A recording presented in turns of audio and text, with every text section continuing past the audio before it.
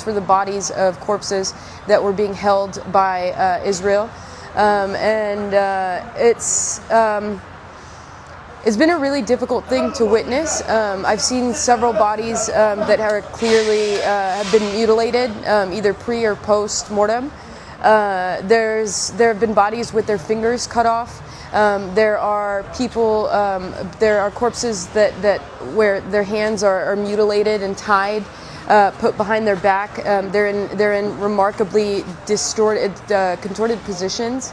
There was one man whose head was clearly smashed in and disfigured. There's signs of torture and just mutilation to the bodies in ways that are completely beyond human. And Israel returned. It's important to note, I think, that Israel returned Palestinian corpses this way because they knew that they could get away with it. So far, Israel has not been held accountable for any of the war crimes that they've committed, including taking these people from their homes, detaining them illegally without trial or charge, without access to communication or lawyer. And then they returned the bodies this way, mutilated and tortured, because they knew they could get away with it, because over and over again the world has overlooked Israel's crimes. It's not something I could have ever imagined that one human being could do to another.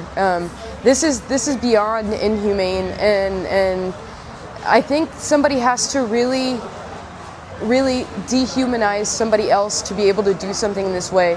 And it's heartbreaking to watch families gather around in front of a screen as images of the bodies are shuffled through, and they try to identify their loved ones who are so badly brutalized that they can't tell them apart.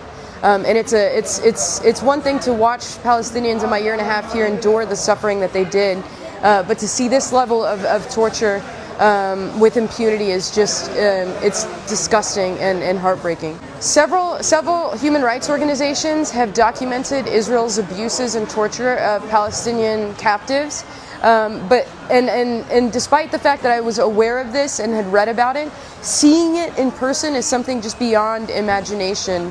It's just so brutal and inhumane that I never could have imagined the extent to which one human being could cause so much harm to another.